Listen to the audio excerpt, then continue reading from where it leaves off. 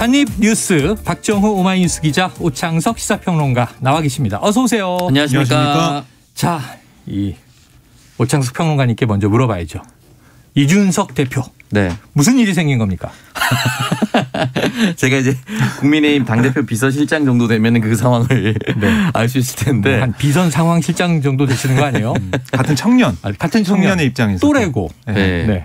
근데 어쨌든 뭐 그렇다면 여기까지입니다라는 글을 바로 어제 저녁에 올렸습니다. SNS에 올렸죠. 그리고 한 40분 후에 이모티콘 같은 눈웃음을 짓고 있고 옆에는 이제 영어 P라는 것이 올라와 있는데, 이것이 일각에서는 흔히 말하는 우리 터미네이터가 용광로에 들어가기 전에 손을 엄지를 check 세웠던 것에 반대로, 엄지를 check 세우는 건 이모티콘에 B를 쓰죠. 네. B를. 이 B를 거꾸로 세운, 반대로 세운 것이다. P로. 워워워 할 때 쓰는 거. 좋지 않은 것으로 쓴 것이다라고 이제 올리는 통에 여러 가지 해석들이 나왔어요. 네. 근데 뭐 다른 걸 다 떠나서 상황이 녹록치 않다. 적어도 이준석 당대표에게. 그러니까 여기까지라는 것 자체가 나의 역할이 여기까지라는 것인지 나의 당대표로서의 임기가 여기까지라는 것인지는 추측할 수 없지만, 아무래도 이준석 대표가 이것도 해보고 저것도 해보고 본인이 하고 싶어 하는 것들을 준비를 해왔으나 지금의 상황상 안 먹힌다라는 것으로 해석할 수밖에 없습니다. 네, 자 이제 빙의 해석을 들어봤고요. 네, 박 기자님, 팩트는 어떤 거예요? 네, 그러니까 오늘 이 대표가 뭐 이 페이스북 글은 어제 거 말씀해 주셨고, 네. 오늘 아침 9시에 언론사 포럼 행사에 참석할 예정이었어요. 오늘 일정 많다. 그래서 윤 후보의 충청 일정 동행 못한다. 네, 그렇습니다. 갑자기 들었다 이런 얘기했죠? 네, 미리 잡혀 있는 일정이었는데 오늘 아침 7시 56분에 취재진에게 문자로 일정 취소를 당에서 알려왔습니다. 네. 그리고 오후에 예정된 한국농업경영인중앙연합회 기념식 참석과 라디오 인터뷰 같은 일정도 취소를 검토하고 있다. 네. 이렇게 전해지고 있는데요. 지금 대표실 쪽에서 나오는 얘기는 몸이 좀 안 좋다. 그렇게만 얘기하고 있고, 근데 지금 전화도 불통입니다. 네. 연락이 좀 안 되고 있는 상황입니다. 취재진들과. 네. 그런 상황에서 당에서는 몸이 좀 안 좋다. 또 김기현 당 원내대표는 어제 술을 많이 먹었다고 한다. 과음한 것 같다. 하면서 큰일이 아니다라고 당에서는 얘기하고 있는데요. 근데 지금까지 흐름을 쭉 보면 뭔가 큰일이 날 것만 같은 그런 느낌이 들어요. 네. 그러니까 말씀하신 것처럼 이 충청권 윤석열 후보의 일정에 대해서 사전에 공유받지 못하고 또 이수정 경기대 교수가 이준석 대표의 반대에도 선대에 합류를 했잖아요. 네. 이런 걸 두고 윤 후보가 이준석 대표를 패싱하고 있는 거 아니냐, 이런 얘기가 나오고 있고, 현재 이 패싱 논란 이거는 윤석열 후보가 맨 처음에 당사를 찾아서 기자회견을 할 때 당에 이제 들어온다고 원서를 쓸 때 그때도 이준석 대표가 없었습니다. 입당 때도 패싱이 있었다. 그래서 그런 논란이 있을 수밖에 없고, 김병준 위원장이 원톱으로 되면서도 이준석 대표와 교감이 없었던 걸로 좀 보이고요. 네. 이런 상황에서 쌓여왔던 게 폭발하는 게 아닌가 생각이 들고, 어제 같은 경우는 단독 기사가 뜬 게 있었어요. 네. 한 매체에서 국힘 김종인 총괄선대위원장 자리 없앤다. 이런 기사가 떴는데 이준석 대표가 그 기사를 공유했어요. 공유하면서 익명 인터뷰하고 다니는 그분 이제 대놓고 공작질을 하고 다니는군요. 이런 얘기까지 했거든요. 그럼 내부에서 김종인의 자리를 지우려고 한다. 이런 의심을 기사로 이야기한 셈이네요. 그렇습니다.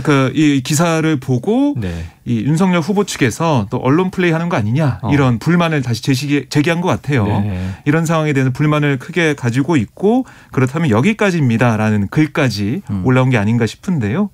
이 상황에 대해서 밖에서 민주당 입장에서는 그냥 뭐 기분 좋게 볼 수도 있겠지만 당 내부에서는 벌써부터 막 댓글로 여러 가지 서로를 비판하고 공격하는 일이 있거든요. 이준석 대표를 지지하는 쪽에서는 아니 다시 국민의힘 노인당으로 돌아가는 거 아니냐를 비판을 하고 있고, 이준석 대표에 대한 좀 비판을 하는 분들은 아니 대통령 후보가 이준석인 줄 알겠다 뭐 이렇게 얘기하면서 서로 공격을 하고 있는 상황입니다. 이게 심상치 않은 게 여러 가지 사인으로 정치인의 의도를 읽을 수가 있거든요.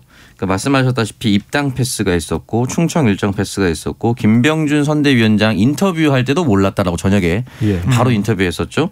이수정 경기대 교수 반대했는데 입당했죠. 이수정 교수는 오늘 오전에 기사를 내서 이준석 당대표 직접 만나서 만나서 설득하겠다 이렇게 얘기했어요. 근데 사실은 이 상황도 사실 굉장히 모욕적입니다. 네. 사전에 설득을 하고 나서 입당을 시키든지 입당을 보류시키든지 해야 되잖아요. 입당하고 나서 네. 설득한다. 이거는 사실 굉장히 모욕적이거든요. 이게 양쪽 다에게 모욕적인 거 아니에요? 당대표한테도 그렇지만 그렇죠. 영입해서 모셔온 분한테 그렇죠. 대표랑 조율이 안 돼 있으니 당신이 설득하시오. 이게 이상하잖아요. 그렇죠. 둘 다에게 모욕적인데 어쨌든 이준석 대표는 계속 타격을 받았는데 제가 어떤 포인트에 주목했냐면 제가 처음에 이제 정치권에 들어와서 기자들 당연히 취재하기 위해 전화를 많이 할 거잖아요. 전화가 너무 많이 와서 배터리가 순식간에 이렇게 줄어드는 게 보일 정도로 그래서 전화기를 꺼놨어요. 본인이. 네, 왜냐하면 회의에 들어가야 돼서. 본인 자랑하는 거죠? 네, 아니. 그때 인기 많았다. 궁금하니까. 그렇게 기자들이 나에게 몰렸다. 저도 전화해봤습니다. 네. 저기 우리 오창석 평론가에게. 네. 박정호 기자 정도면 바로 끊죠. 안 받아. 중요하지 않은 게. 두 분 악연이네. 그래서 얘기하세요. 꺼놨는데 꺼놓고 회의에 들어갔는데 누군가 다급하게 와서 제가 회의장에 참석한 걸 보고 다시 돌아가서 나중에 회의가 끝나고 왔을 때 저 그 당직자가 저한테 뭐라고 했냐면 이 바닥에서 휴대전화를 꺼두는 것은 잠적입니다. 네네네. 휴대전화는 절대 끄지 않으셔야 됩니다라고 저한테 하더라고요. 경치판에서. 네, 안 받더라도 휴대전화를 끄면 안 된다. 이 행위가 받지 않는 것과 끄는 행위는 완전히 다르다. 끄는 행위는 아예 차단을 시키겠다는 의지로 들리기 때문에 함부로 하면 안 됩니다 이렇게 말씀하시더라고요. 그래서 이게 여러 가지지만 정치인에게 전화기를 끈다는 건 다른 사인이 될 수 있겠구나 느꼈거든요. 근데 이준석 대표가 2012년부터 정치를 해서 지금까지 만 10년 정도 가고 있다면 그렇죠. 휴대전화를 끈다는 것 특히나 그냥 지역위원장이 아니라 그냥 최고위원이 아니라 당대표로서 휴대전화를 꺼둔다는 것이 얼마나 큰 사인인지 알고 있을 겁니다. 모를 리가 없다. 절대 모를 리가 없거든요. 그러니까 심상치 않기 때문에 분명히 어제 우리가 모르는 무언가가 분명히 터졌고 거기에 대해서 더 이상 참을 수 없다라고 메시지를 보내고 있다라고 보면 될 것 같습니다. 전화를 끈 것조차도 정치적인 이제 뭔가 메시지다. 이 시그널이다 얘기를 하셨어요. 지금 김재원 최고위원이 말이죠. 오늘 아침에 라디오 방송과 인터뷰에서 그렇게 심각한 내용 아닌 것 같다. 그만둔다는 얘기 아닐 거다 이랬고요. 김기현 원내대표 아까 잠깐 언급하셨지만 어제 좀 과음이 있었던 것 같다. 이렇게 하면 외부적으로는 해프닝으로 우선 좀 막아놓고 또 조율을 시도하거나 하지 않겠습니까? 그럴 것 같고요. 저는 이 상황을 보면서 예전에 김종인 전 위원장이 민주당에 있을 때 그때 생각이 좀 났어요. 그때 비례대표 순번이나 이런 것 가지고 또 맞아요. 당내 세력 간의 갈등 때문에 김종인 전 위원장이 집으로 갔죠. 자택에 집거한 적이 있습니다. 그때 어떻게 됐냐면 문재인 대표가 급 귀경했어요. 양산에서 아마 지금 바로 올라왔던 걸로 기억이 되는데 그걸 보면서 김종인 전 위원장을 설득하는 문재인 대표의 모습을 보고 거기에 대해 김종인 전 위원장도 마음을 좀 돌렸던 그런 일이 있거든요. 이것도 약간 좀 비슷한 그런 상황이 아닌가. 이준석 대표와 김종인 전 위원장 어떻게 보면 이번에 회자되는 말로 깐부라고 볼 수도 있지 않습니까? 계속해서 삼김 체제는 안 된다 이런 시그널 이준석 대표도 계속 보내왔기 때문에 김종인 전 위원장의 생각을 좀 대변하는 그런 느낌이 들었는데 이번에 이렇게 잠적했다? 김종인 전 위원장 같은 경우는 문재인 대표가 찾아왔지만은 과연 윤석열 후보 어떻게 할 것이냐 이거 좀 봐야 될 것 같고요. 그리고 이준석 대표 같은 경우는 비단 주머니까지 만들어서 주고 실물 비단 주머니까지 만들어 주고 했는데 윤석열 후보는 이 이준석 대표의 정성이나 연가에 대해서 좀 반응하는 상응하는 그런 어떤 대우나 예우나 이런 거 좀 안 해줬던 게 아닌가 그런 거 들어요. 아니 내가 이렇게 많이 준비하고 선물까지 막 갖다 주고 했는데도 상대방이 내 마음을 몰라준다. 이런 전략을 잘 안 받아준다. 이거는 좀 기분 나쁠 것 같습니다. 지금 이제 비단 주머니 얘기를 오랜만에 하시니까 어제 이 청년들과의 대화에서 윤석열 후보가 이 삼국지에서 어떤 인물 좋아하느냐 이렇게 물어봤더니 답변을 안 한 게 생각이 났어요. 이 비단 주머니가 삼국지에 나오는 거잖아요. 그렇습니다. 제갈공명이 조자룡에게 줬던. 그렇네요. 어제가 아니고 지난주에 있었던 간담회. 닥터집하고 얘기를 했던 거죠. 맞아요. 바로 그 간담회였죠. 자, 지금 어쨌든 뭔가 좀 큰일이 터진 것 같다. 오창석 평론가의 분석이고 또 이제 당내에서는 중대한 일 아니다. 중대 결심 아닐 것이다. 하고 지금 또 이걸 좀 해명하는 또 역할들도 있고 이 당사자가 나타나지 않겠습니까? 곧 뭔가 설명을 하겠죠. 언젠가는 나타나고 빠르면 오늘 나타나야겠죠. 언젠가는 너무 멀게 느껴지네요. 오늘 내일. 오후에도 입장을 페이스북이나 이런 데 올릴 것 같고요. 제가 볼 때는 해프닝이 끝날지 아니면은 또 뭔가 메시지를 낼지 좀 봐야 될 것 같은데 네. 과연 여기서 그냥 아무 얘기 없이 그냥 물러나거나 아니면 직을 포기하거나 이럴 것 같지는 않습니다. 네. 그러니까 지금은 이제 양측이 벼랑 끝 전술을 할 수밖에 없습니다. 예를 들어서 어제 큰 충격이 있었다라고 제가 추측을 했는데 네. 그 충격을 무마시키거나 또는 그 충격을 반대로 가거나 내가 원하는 건 하나를 들어주지 않으면 나도 쉽게 복귀하지는 않겠다라는 얘기를 누군가에게 보낼 수 있습니다. 네. 오늘 이 와중에도. 네. 그렇다면 그걸 받아들여진다라고 했을 경우에는 오늘 복귀해서 어느 정도 갈등이 봉합됐다. 과음해서 지금까지 잤다. 이건 말도 안 되는 거거든요.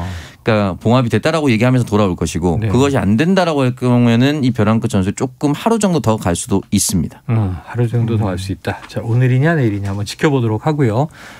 이게 참 오프닝에서 말씀드렸지만 저는 뭐 여당이든 야당이든 이런 이제 당내 갈등 상황에서 이 국민의 자리는 어디인가? 지금 뭐 국민을 위해서 서로 싸우고 있는 건 모르겠지만 지금 국민의 자리 어딘가 고민인데. 자, 이준석 당대표를 그나마 좀 지원 사격 지지해 오던 선대위에는 아직 참여하지 않고 있는 홍준표 의원 한마디 했죠. 네. 이 홍준표 의원도 그동안 계속해서 이준석 대표를 좀 응원하는 듯한 네. 그런 메시지를 내었는데 이번에도 당대표를 겉돌게 하면 대선을 망친다. 이렇게 얘기를 했어요. 당대표가 상임선대위원장이 돼서 대선을 치러야 하는데 이상한 사람들이 설쳐서 대선 캠프가 잡탕이 됐다. 지난번에 잡탕밥 얘기 한번 했는데. 네, 이번 잡탕이 됐다라고 지적을 했고 벌써 자리 싸움이나 하니 참 한심하다. 이렇게까지 지적을 했습니다.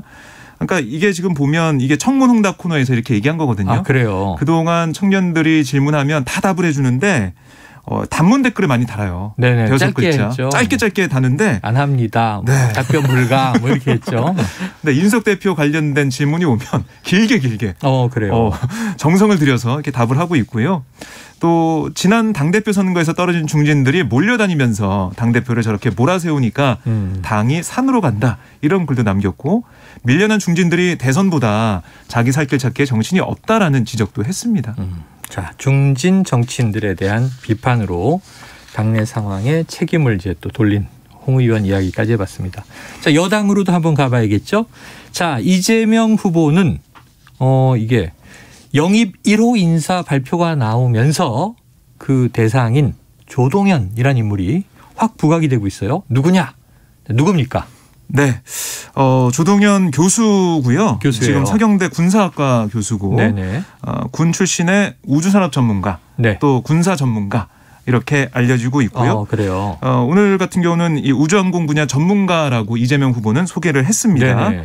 특히 이 워킹맘이기도 하고 또 나이대가 30대입니다. 30대. 청년이라는 상징성도 있다. 여러 가지를 다 그렇습니다. 네, 30대 여성이고 워킹맘이고 또 군사 안보 분야, 항공 분야의 우주항공 분야의 전문가다.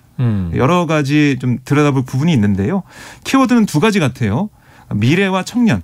그러니까 우리가 앞으로 산업적인 것도 그렇고 미래를 봤을 때는 우주항공 분야를 계속 볼 수밖에 없고 오늘 눈에 띄는 발언이 지금 뉴 스페이스가 시대적인 화두가 됐는데 영어로 뉴 스페이스. 이 조 위원장이 이 조동현 위원장이 새로운 우주 뉴 스페이스를 추구하는 것처럼 민주당 선대위에 뉴 페이스가 돼달라. 이렇게 마치 라임을 맞춘 듯한 그런 얘기도 이재명 후보가 했는데요. 그러니까 분명하게 이재명 후보의 선대위는 미래를 향해 가고 또 청년을 배려한다. 이걸 좀 보여주는 오늘 인재 영입이 아닌가 싶습니다. 그래요. 조동현 서경대 군사학과 교수 보니까 이제 30대 여성이면서 워킹맘인데 육군사관학교 출신이에요. 네. 육군 소령 출신이네요. 네. 이게 스펙을 조금 살펴보면은 이제 육사를 2004년에 졸업을 하고 이라크 자이툰 사단 한미연합사령부에서 17년간 복무했다. 오래 복무했네요. 네. 그리고 경희대와 미국 하버드에서 석사학위를 취득한 후에 이제 지난해 서경대 미래국방기술창업센터장으로 취임을 했는데 아주 냉정하게 말씀드리면 정치권에서는 흔히 말하는 오버스펙입니다.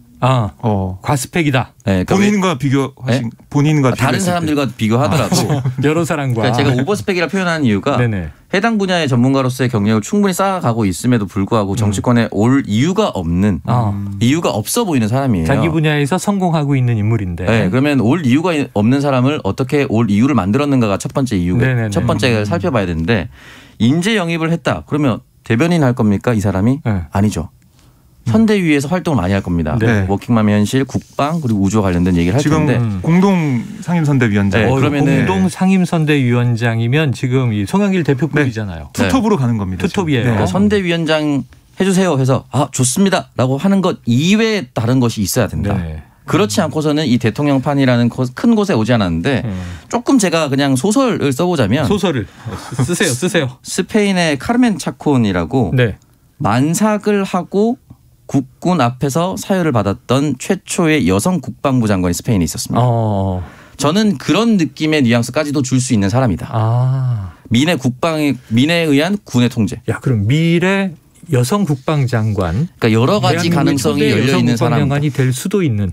또는 여성으로서의 군 수뇌부에 들어갈 수 있는 파격 발탁할 수 있는 것까지 열어둔 인사다. 왜냐하면 선대위원장 한다고 지금 이 커리어를 포기한다고요? 네네. 선대위원장 여러분들 뭐 어떤 게 있을 것 같아요? 별거 없어요. 많은 전문가들이 선대위에 여야에 참여하는데 지금 오평론가님 말씀을 들으면 뭔가 문제가 있는 사람들이 정치권으로 오는 것으로 오해될 수 있어요. 아니요. 그러니까 그 사람에게 실질적으로 실무를 맡겨줄 수 있는 것까지 가야만이 권한까지도 줘야. 네, 인재 영입에 대한 의미가 있는 거예요. 그 사람을 데려왔으면 선대위원장이 아니라 선대위원장이 넘어서 정권을 재창출한다. 그러니까 이재명 캠프에 들어갔으니 이재명 캠프에서 이재명 후보가 대통령이 되면 어떤 실무 직책을 맡을 수 있어야만 의미가 있는 거잖아요. 그냥 선거만 뛰어서 될 문제가 아니고. 아니죠. 그렇기 때문에 저는 다양한 가능성을 열어둔 것으로 보입니다. 그래요. 자, 어떻게 동의하십니까, 박 기자님? 네, 아마 이 전체적인 판을 봤을 때 그 집권 이후에 판도 좀 보고 영입하지 않았을까 그런 분석은 가능해 보입니다. 그래요. 자, 문재인 정부에서는 군에서 상당히 좀 의미 있는 역할을 했던 예전에 그 피우진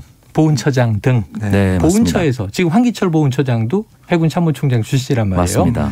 그런데 이제 국방부도 어찌 보면 뭐 여성이 맡지 말라는 법도 없죠. 사관학교 출신이고 그렇기 소령 예편인데.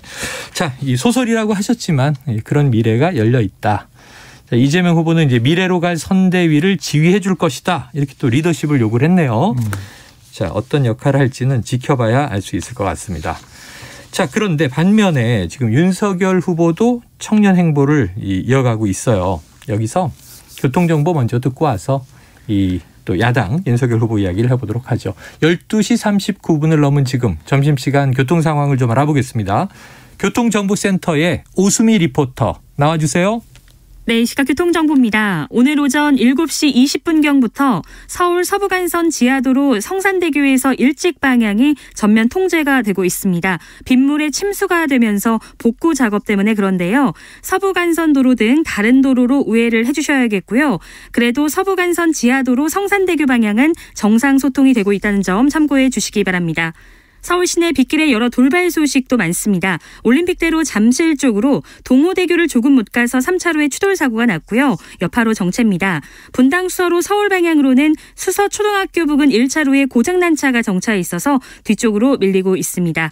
서해안고속도로 서울 방향으로는 일직분기점에서 금천까지 밀리고요. 반대 목포 쪽은 팔곡분기점에서 용담터널까지 천천히 지나가고 있습니다. 지금까지 KBS 교통정보센터였습니다.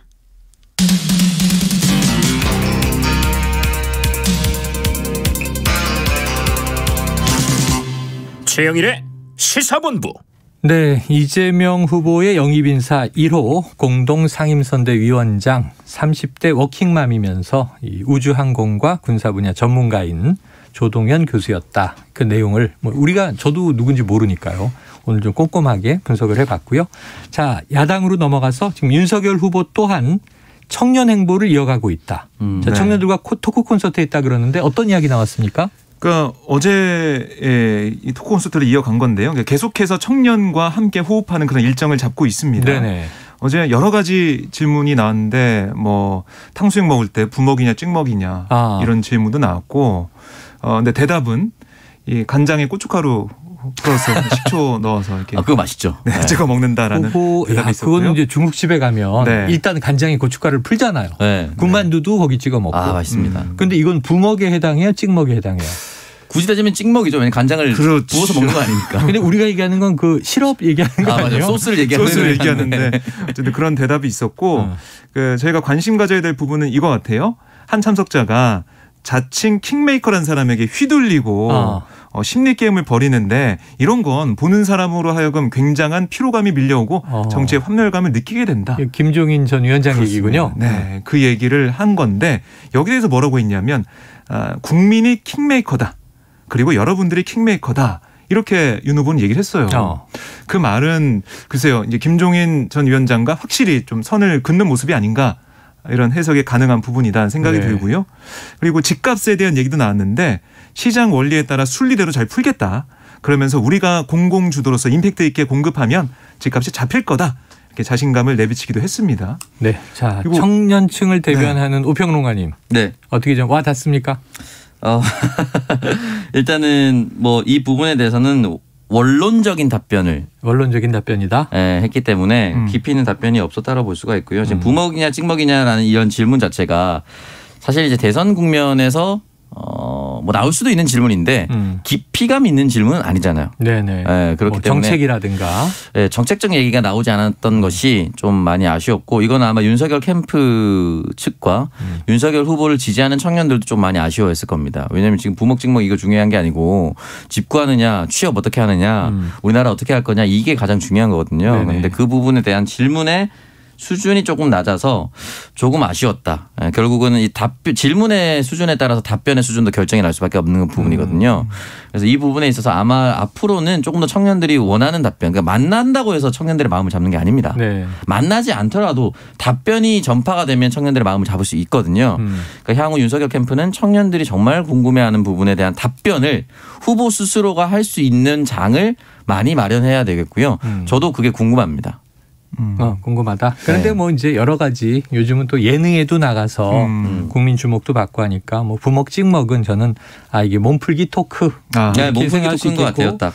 근데 이제 좀 아픈 지적이 킹메이커 질문이잖아요. 그런데 거기에 대해서 국민이 킹메이커고 청년 여러분이 킹메이커다. 이거는 굉장히 좋은 답변인 것 같아요. 네. 뭐 어쨌든 이 논란이 있으니까 논란 정리하는 차원에서라도 킹메이커 이 논란 더 이상 나오지 않게 하겠다. 이런 뜻이 있어 보이고요.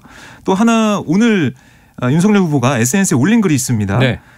청년과 함께하는 2022 정권 교체를 위해 오늘부터 국민의힘 청년 보좌역을 공개 모집한다. 그래요. 이렇게 얘기를 했고요. 청년 보좌역 공개 모집. 선대위사나 다양한 본부와 부서에 배치돼서 활동하게 될 거다라고 공개 모집을 얘기했습니다. 저는 이게 궁금했어요. 시장 원리에 따라 순리대로 풀겠다. 집값 문제인데 그 다음에 바로 공공주도 얘기가 나오거든요. 근데 시장 원리를 이제 보통 신봉하는 자유시장경제 입장에서는 이 공공의 역할을 최대한 배제하잖아요.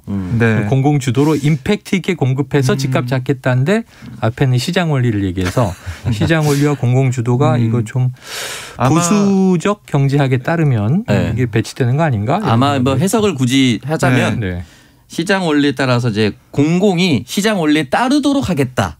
이런 의미로 이제 공공주도를 쓰지 않았을까. 왜냐하면 동아일보에서 기사를 하나 썼는데요.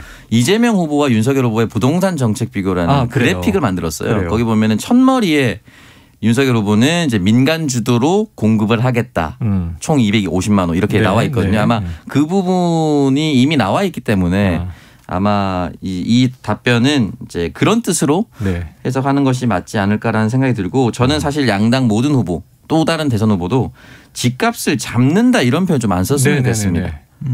잡는다는 것 자체가 불가능해요. 불가능하다는 거 이미 다 알게 됐지 않습니까? 안정화시킨다? 네, 그러니까 집값을 함부로 통제하려는 시도를 하지 않겠다라고 하는 것이 저는 맞다. 그러니까 이걸 이렇게 하면은 집값이 떨어지겠지. 잡는 것도 주체가 있으니까 통제하려는 이제 행동과 의도를 담고 있는 거네요. 그렇죠. 공급을 안 하고 대출 비율을 낮춰서 집을 함부로 못 사게 하면 투기꾼이 사라지겠지 했는데 이게 이 집이 남은 집이 한정판이네 다 사게 되는 거예요. 이게 지금 부동산 급등의 요인이었는 첫 번째인데 뭐 유동성 이런 것도 있겠지만 그렇기 때문에 집값을 잡는다라는 이런 표현 자체가 국민들이 이미 받아들일 수 없을 겁니다. 그래요. 이 두 문장만 이제 이어서 듣고 궁금했던 모순되는 거 아닌가? 이걸 지금 오창석 평론가가 아주 윤 후보에게 빙의해서 잘 설명해 주셨습니다. 역시 친윤 평론가 이렇게 우리가 인정하고 있죠. 자, 그런데 이게 무리도 좀 있었어요. 행사에 청년과의 이 토크 콘서트에 1시간 늦었어요. 네, 이게 사실 이 일부 방송사에 생중계가 됐거든요. 유튜브 생중계가 됐는데 정말 윤 후보가 계속 안 오는 상황이 계속 실시간으로 방송이 됐습니다. 아, 그게 계속 나가고 있었군요. 네, 그래서 뭐 댓글로 여러 가지 방송은 또 시간이 있었는데. 정해져 있으니까. 그렇습니다. 근데 뭐 유튜브는 조금 시간이 여유로운 부분이 있긴 하지만 어쨌든 후보가 오기로 한 시간에 안 오고 그냥 후보자님 비어 있는 상태에서 방송이 유튜브 라이브가 됐다는 것 자체 글쎄 여기에 대한 비판도 좀 있었고요. 1시간 정도 지각을 했는데 미안하다는 사과는 했습니다. 뭐 사과를 했고 근데 40분 정도 얘기를 하고 자리를 떠났습니다. 아, 그래요. 기다린 시간이 대답을 나눈 시간보다 길었다라는 것은 좀 뼈아프고 보수 언론에서 약간은 경고나 길들이기가 좀 있다. 제가 보니까 조선비즈라는 기사에 윤석열 탕수육 부먹도 찍먹도 아닌 고춧가루 뿐 간장에 찍어 먹는다라고 헤드라인 쓰고 부제목으로 성심당 튀김 소보로 지각하더라도 사 먹었다 이렇게 썼거든요. 근데 이것만 캡처하면은 아니 소보로 사 먹는다고 느껴졌던 거야? 이렇게 될 수가 있잖아요. 근데 본문을 보면 검사 시절에 라고 나오거든요. 대전에 왔을 때 그렇게 했다. 근데 그러니까 요번에 그런 왜 그렇게 했을까요? 그러니까 제가 생각했을 때는 길들이길 수 있어요. 그러니까 앞으로 다시 절대 지각하지 마. 그러니까 왜냐하면 이건 누가 봐도 이렇게 오해할 수가 있는 걸 보수 언론에서 할 이유가 없어요. 그렇기 때문에 제가 생각했을 때는 어느 정도의 경고 메시지를 보낸 게 아닌가라는 생각이 듭니다. 1시간 지각은 좀 과도하게 문제가 됐다. 알겠습니다. 자, 다음 이슈로 넘어가 보죠. 시간이 길지 않습니다. 검찰 곽상도 전 의원 구속영장 청구. 이게 실질 심사가 곧 있겠죠? 네, 내일 오전에 예정이 돼 있어요. 그래요. 심사를 통해서 검찰과 곽상도 전 의원이 좀 강하게 맞붙을 것으로 보이는데요. 어제 보면 특정경제범죄 가중처벌법상 알선수재 혐의를 적용해서 영장을 청구를 했습니다. 뇌물이 아니라 알선수재. 그렇습니다. 그 위치가 이 직무 관련성이 없는 위치에 있다라고 본 것 같고요. 그 당시에. 그다음에 이게 이제 한 차례 조사한 다음에 바로 영장을 청구했거든요. 그러네요. 근데 이 두 가지가 있는 것 같아요. 이 영장이 청구돼서 발부가 되면 정말 이 윗선 수사나 아니면 50억 클럽 관련된 수사 이런 것들이 탄력을 받겠고 살 거로 보이고요. 그게 안 된다 그러면 특검 가야 된다는 얘기가 더 커질 것으로 보입니다. 그래요. 이거 내일 오전에 영장 실질 심사가 있다면 이르면 내일 밤 아니면 모레 새벽 정도에 발부냐 기각이냐. 이거 굉장히 내일 뜨거운 이슈가 될 것 같습니다. 자, 11월 마지막 날이라고 아까 오프닝에서 말씀드렸는데 오평론가님, 이 국회가 이제 예산 내년도 정부 예산 심사가 오늘 끝나야 되는 거죠. 법정 시한이 내일입니까? 12월 1일? 네, 오늘. 법정 시한이 오늘까지 오늘입니다. 오늘까지 통과가 돼야 돼요? 본회의 통과. 본회의 통과는 이제 12월 2일. 2일. 그러려면 예산 심사가 오늘 끝나야 된다. 심사 시한이 오늘인 것인데 그래서 이 부분에 대해서 여러 가지 민주당은 증액해야 된다라고 얘기를 하고 있고 국민의힘은 안 된다라고 얘기하는데 이거는 사실은 매년 예산안 심의할 때 똑같았죠. 얘기했었던 부분입니다. 네네. 똑같이 여당 입장에서는 조금 더 뭔가를 하고 싶은 게 많기 때문에 증액하자 얘기하는 쪽으로 가고 야당은 안 된다. 이렇게 얘기를 하는 방면이기 때문에 뭐 어쨌든 늘 했었던 옥신각신이긴 하나 대선을 앞두고 있기 때문에 여기 힘을 많이 빼지 못할 겁니다. 그래서 오히려 좀 더 빨리 진행될 수도 있다. 아니에요. 저는 힘 뺄 거라고 봐요. 과거에는 쪽지 예산 얘기가 많았고 요즘은 쪽지를 안 쓰니까 카톡 예산이다 이런 얘기 나왔는데 참 신통하게도 12월 2일 법정 시한 뭐 이게 좀 넘어갈 때도 있었어요. 그런데 이게 통과되고 나면 여야 의원 모두 지역구에 제가 우리 지역 예산 얼마 확보했습니다라고 다 홍보를 해요. 그렇게 뭐 되니 안 되니 싸우다가 결국은 행복한 연말을 맞이하더라고요, 다들. 결국은 국회의원들이 이게 나눠갖기 싸움을 하고 있는 거 아니냐라는 의심이 늘 있죠. 근데 플랜카드 프린트하는 시간을 벌고 있는 건가요? 시간을. 그래요. 자, 오늘 좀 안타까운 소식은 역시 이 코로나19 상황입니다. 지금 이 수도권 서울의 중증병상 가동률은 90%를 넘었다. 의료진 얘기를 들어보면 80%가 찼다는 건 이미 의료진이 포화 상태란 얘기다 이런 얘기를 했거든요. 박 기자님 지금 어떤 상황이에요? 그러니까 지금 보면 심각한 게 저희가 이제 수도권 얘기를 많이 했었어요. 수도권 얘기를 많이 하고 지역은 그러니까 비수도권은 좀 여유가 있다라고 했는데 전국적으로 다 봐도 이 중증병상 가동률이 80%에 근접을 하고 있습니다. 78.5%예요.